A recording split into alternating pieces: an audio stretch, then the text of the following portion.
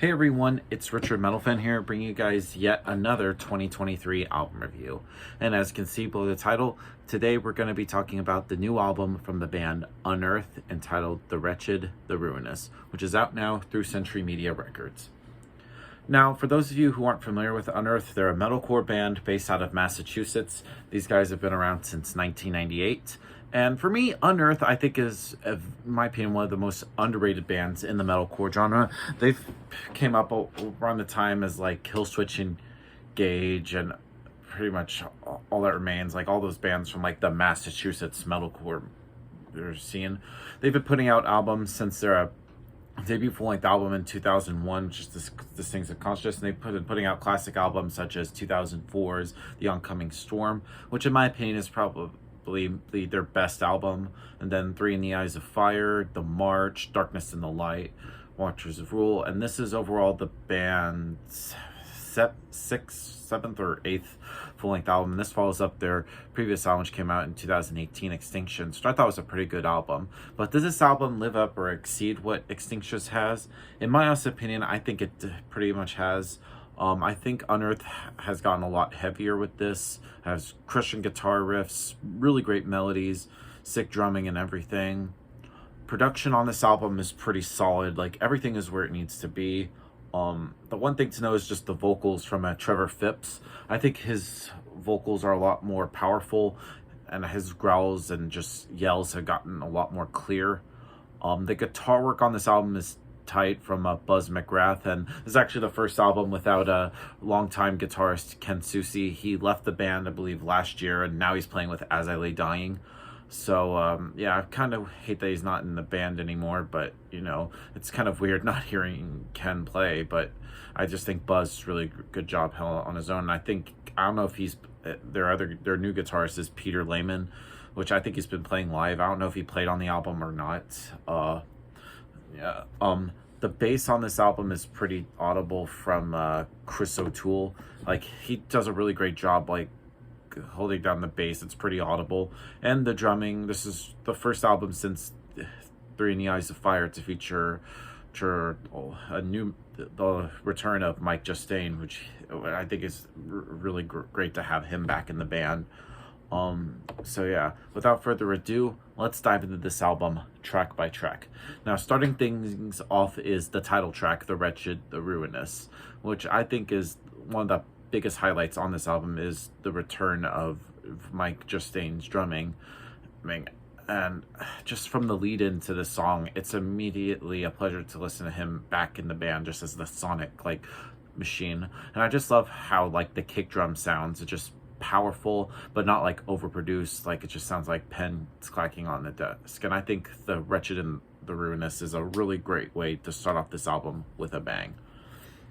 Next up is Cremation of the Living. Now, this song contains some really great riffs, almost kind of like sounding like the Gothenburg sound riffs, like At the Gates, In Flames, Dark Tranquility, which a lot of the metalcore bands from that time pretty much take inspiration from.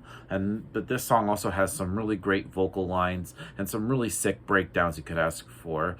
And I feel like, for me, I feel like the early 2000s like metalcore is sort of like making a big comeback lately, and I feel like a lot of like even newer bands like Fit for a King or Currents or bands like that are taking like a lot of influence. It feels like it's like how like that style has never really ended, and I really dig it. And I just feel like it's good to hear like some of the originals. While I do like some of the newer stuff, I feel like it's good to hear like the OGs pretty much shows how it's done.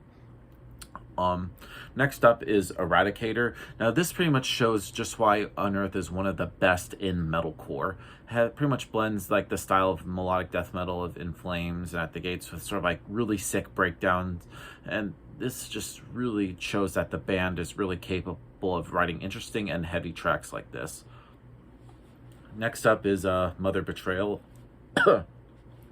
And this song has like a really great camaraderie of everything thing with like early Unearth material. It's sort of like blackened, even almost kind of like straight up black metal vibes with this song. Really makes it stand out.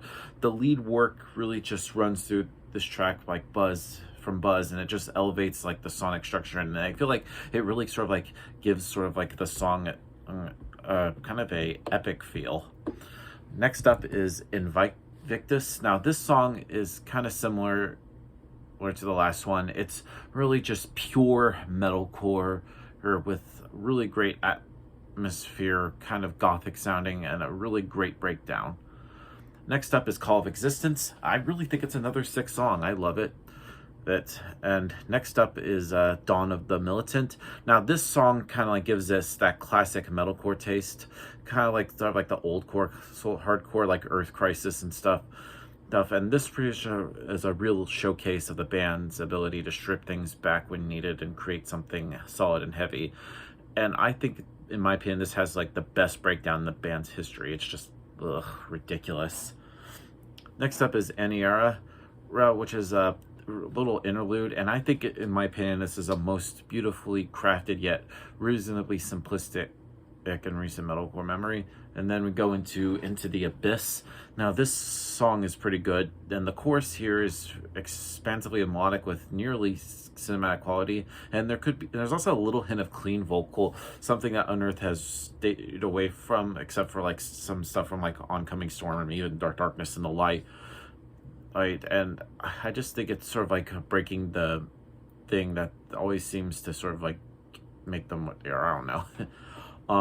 Next up is Broken Arrow. Now this song sort of mixes things up a bit with a straightforward heavy rock drive, and this song kind of has like that kind of like early mid 2000s rocky vibe, kind of like Foo Fighters or even Queens of the Stone Age, which no complaints there.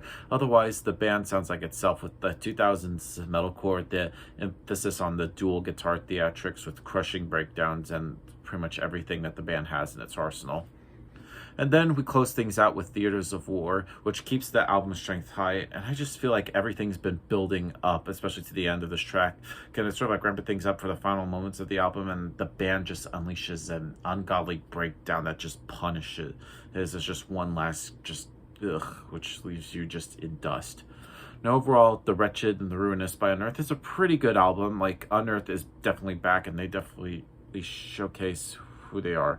So if I were to give this album a score, I'm going to give The Wretched and the Ruinous by Unearth a solid 8.5 out of 10. So yep, that's my review of the Unearth album, guys. Let me know in the comments what you guys think about it, and I'll see you all in the next video. And as always, keep it metal.